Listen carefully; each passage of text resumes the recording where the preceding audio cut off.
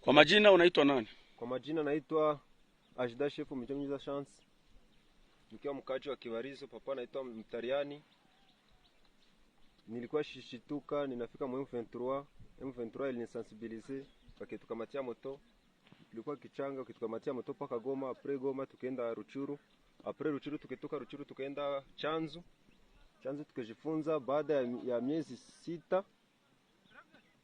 Njoo tukitoka pale baada ya miezi 6 tukitoka pale tukaenda mkazi. Chakula yenye mlikuwa mnakula ilikuwa inatoka wapi? Ilikuwa natoka chakula yenyewe tulikuwa nakula ilikuwa natoka Ruchuru, ni Mungu Rais nyewe alikuwa anatuzia. Sasa zile wale basoda wa Rwanda njoo wenyewe walikuwa nakula mchere, kaunga na masardini. Silaha ambazo waliwapatia mnapomaliza mafunzo zilitoka wapi? Zilikuwa natoka Rwanda. Kwa nini silaha ambazo mnazo zinafutiwa manamba? Ile sezi hiyo. Walimu ambao waliwafundisha mafunzo ni wa nchi gani? Ambao walikuwa natoka Rwanda na wengine Uganda. Kulikuwa na wengine mwalimu mmoja mwenyewe alikuwa anatoka Tanzania. Wanafunzi wanakosa ambao mlisoma nao mafunzo mlikuwa wangapi? Sisi tulikuwa wengi sana, tulikuwa 350. Walikuwa wanatoka wapi wale wanafunzi? Walikuwa wanatoka Mkongo huku na wengine walikuwa wanatoka Rwanda na wengine walikuwa Uganda. Wakutoka Uganda walikuwa wanatoka Uganda wapi? Walikuwa wanatoka Uganda Chaka Mukaya Chaka ena Chaka D. Sasa wakati unatoka kwa M23 nia yako ni gani? Nia yangu ni kusaidia wandugu zangu na kupika adui anarudia kwao. Adui ni nani sasa kwa sasa? Adui ni M23. Na nani? Na Sudan Rwanda.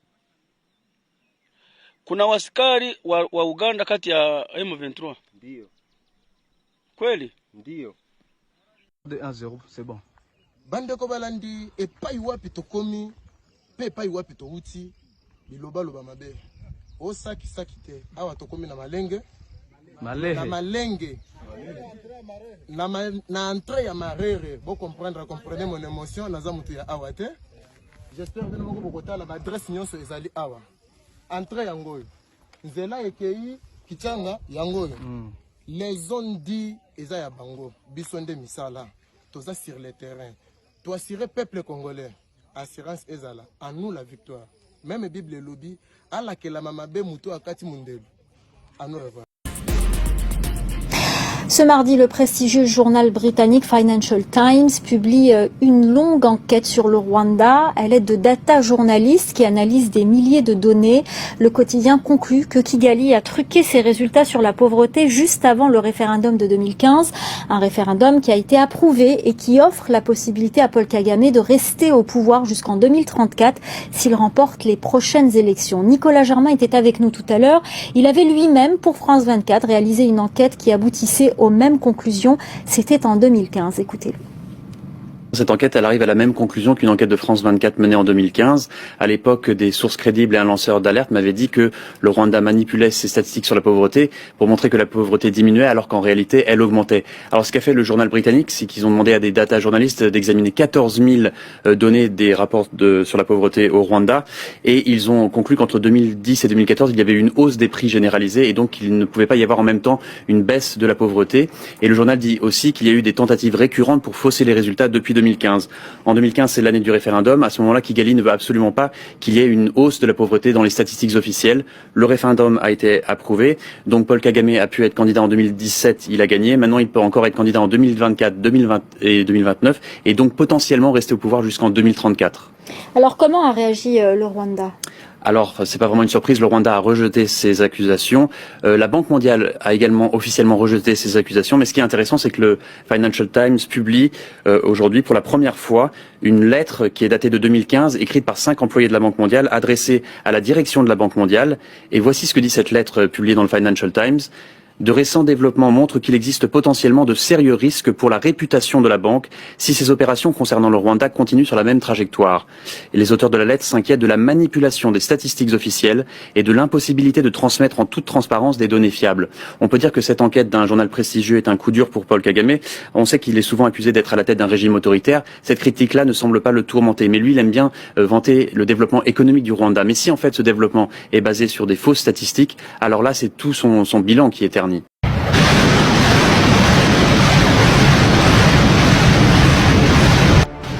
On est à ça d'une guerre totale entre le Rwanda et la République démocratique du Congo et un embrasement général de toute une région d'Afrique, celle des Grands Lacs, parce que les deux présidents du Rwanda et de la RDC refusent le dialogue, malgré des millions de morts et des millions de personnes déplacées, la mauvaise foi et l'enrichissement personnel des uns et des autres cachent mal une réalité simple à comprendre.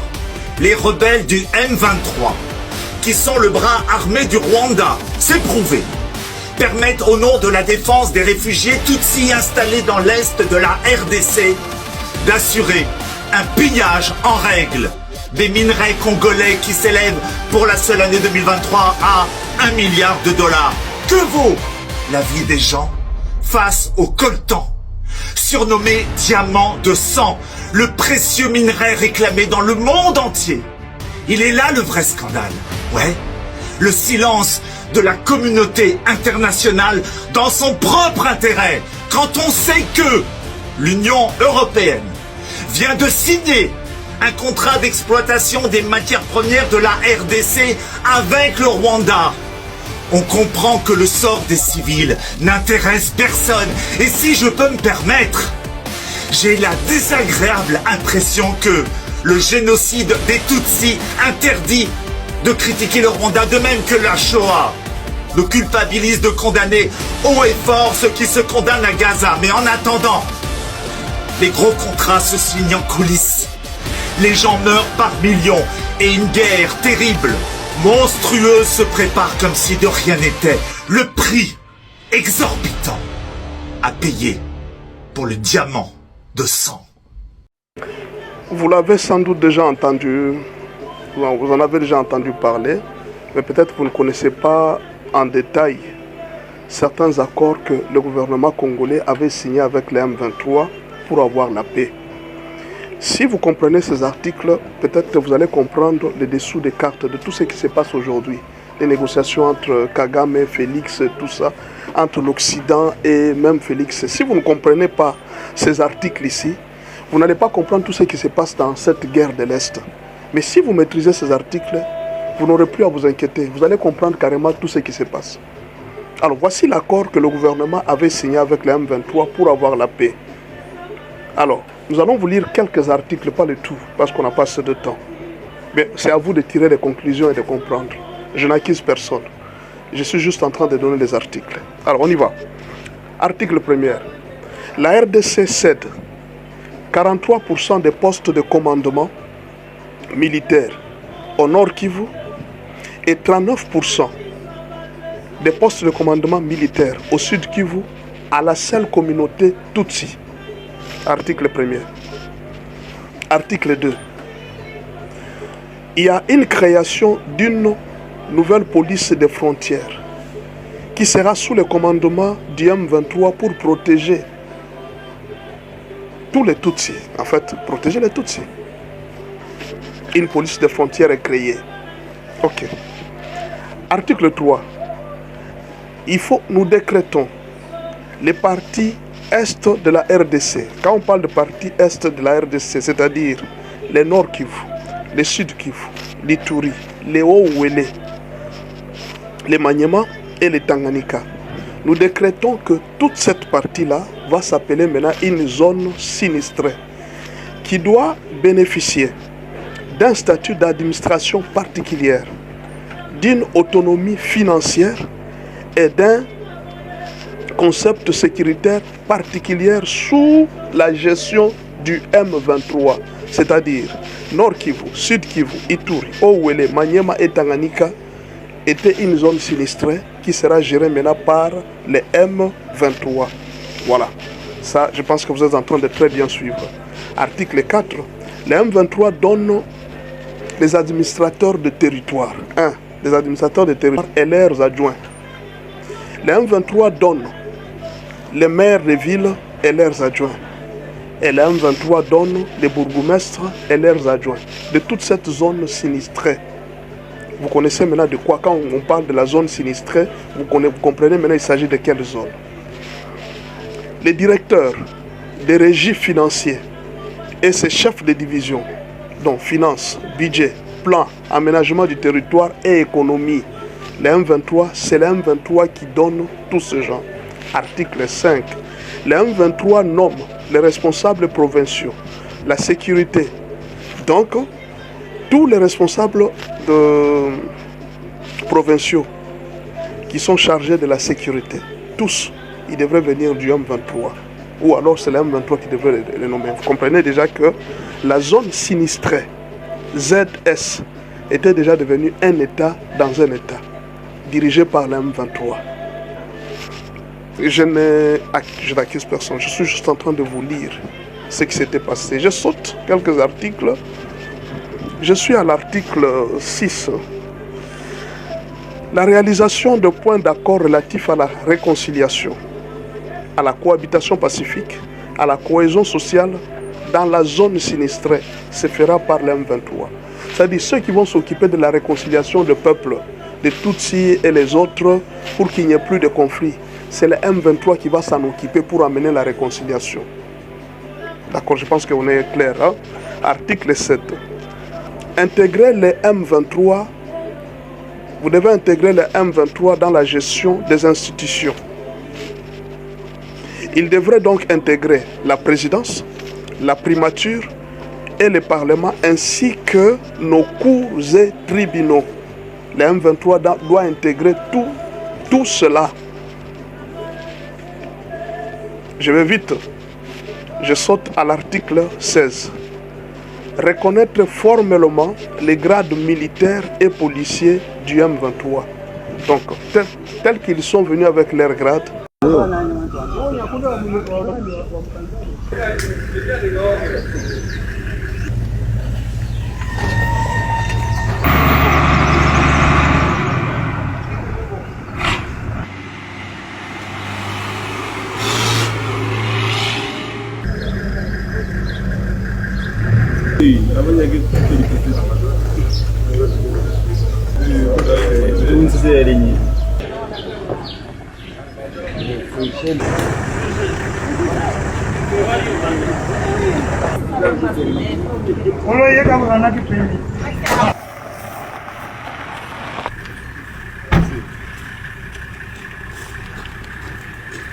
La vie d'un Congolais ne vaut-elle pas la vie d'un Ukrainien ?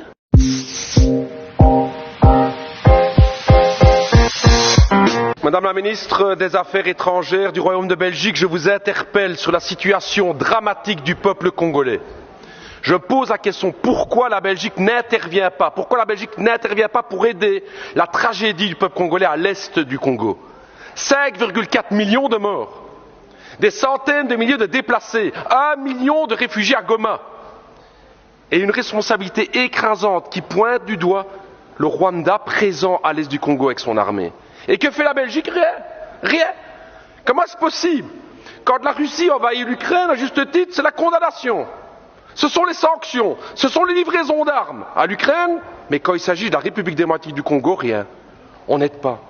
La vie d'un Congolais ne vaut-elle pas la vie d'un Ukrainien ?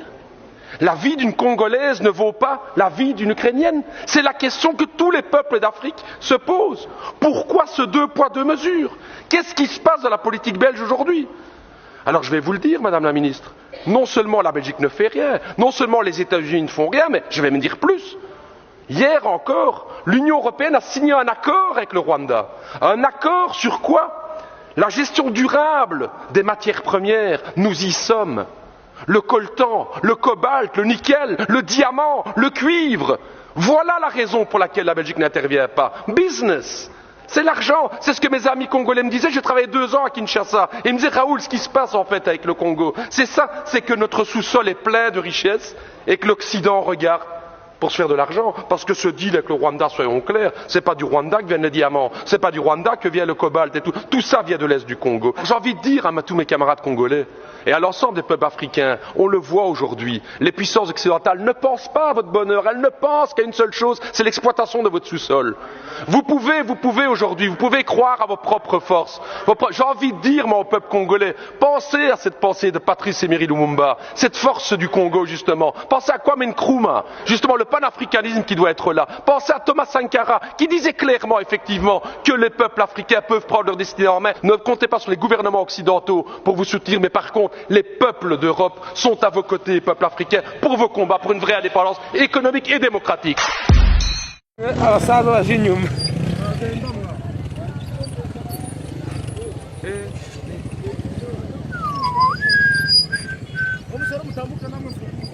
Reka dutambuke musaza genda buhoro buhoro ngo nabitaki umwanya wanje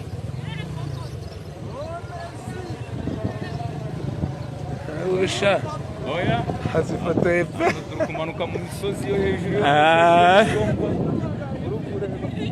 hapa ni bamotari na minere banatoka Rubaya wanakimbia Mutusi kabisa. Ndio habari hapa, tuko milima ya Shasha. Ndio bale ni hatari, ni hatari. État-major général de l'armée tanzanienne, mon général, les détachements d'honneur de la 54e région militaire, garnison de Goma, rangés pour vous accueillir et vous rendre les honneurs à l'occasion de votre arrivée à Goma. Je vous invite à passer le détachement en revue. Les commandants de détachement, les colonels Moutetela, Kapaya, Urbain.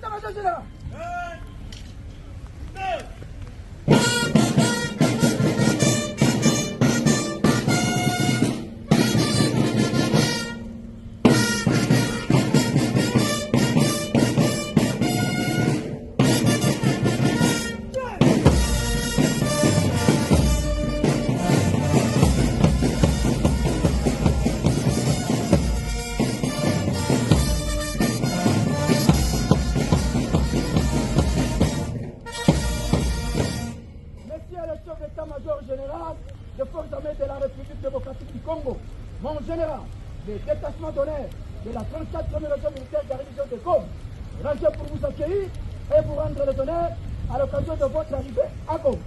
Je vous invite à passer le détachement à l'invite.